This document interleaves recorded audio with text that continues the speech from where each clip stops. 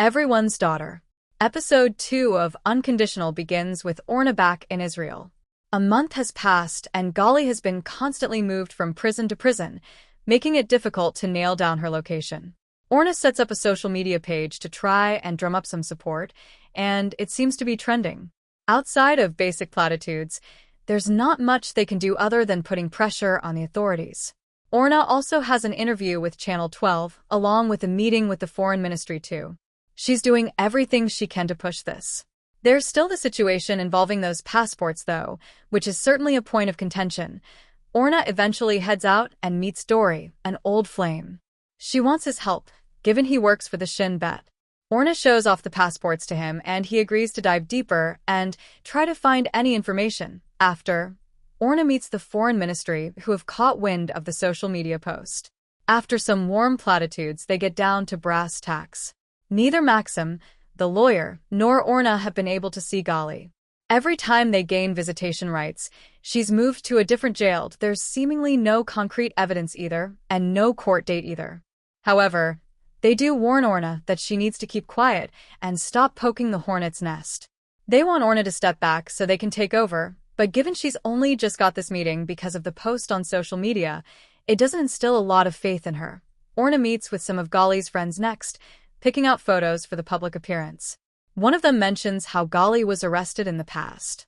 Orna wasn't aware of this, and apparently Gali was just caught up in this given Nita was caught smoking weed in the park. This was back in 11th grade. It was also around the time Orna's husband, Benny, started to get sick, suffering with Alzheimer's. We've heard bits and pieces of his condition, with episode 1 explaining that the gas has been turned off at his place for his own safety. Benny doesn't know about Gali, but he's starting to get suspicious. Back to Orna for now. She heads to Channel 12, prepping for her interview.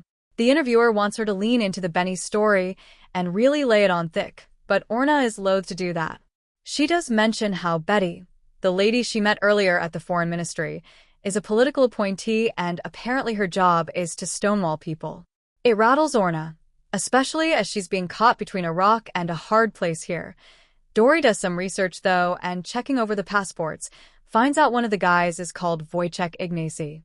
He lives near Poznan, but he took a trip to India a few months back, coinciding with Gali's trip. However, the guy is armed and dangerous, a wanted fugitive.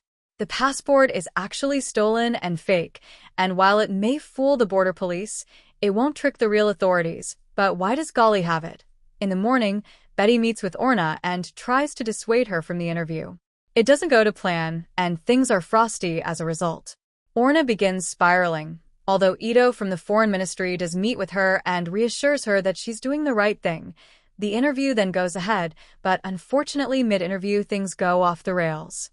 Thanks to Orna disclosing information about Gali in the past, the interviewer cuts her off and explains, while on air, that Gali has been involved with drugs in the past. This puts Orna in a tough spot, especially as Ito is the one intentionally besmirching her cause. Orna is pissed, but Ito leaves before she can talk to him. With the interview a bust, unfortunately things take an awful turn when Benny is contacted by some radio hosts. They bring up how Gali is in a Russian prison, and as he begins spiraling, the radio hosts decide to hang up. Thankfully, there's a lifeline in the form of a new media narrative. After the incident with the radio, Channel 12 runs a sympathetic campaign about Orna's family being hounded. She's granted a radio interview by Orit, but Orna begins spiraling. She realizes that the picture from her time in the army shows a man in the background, the same man who matches the fake Polish passport. Alas, the plot thickens. This episode works so well to start sowing the seeds of distrust between the situation with the Foreign Ministry and the Russians. Whatever Gali was involved in over in India, it's clearly enough that it's rattled the authorities. There's also the situation involving Benny, and the way he finds out about Gali is really heartbreaking.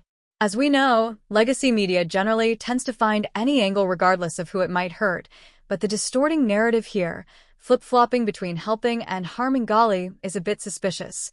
Orna is getting a crash course in trust here though, especially as it's very clear she needs to be careful who she decides to put faith in.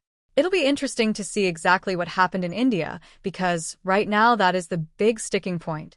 Don't forget to like, share, and subscribe.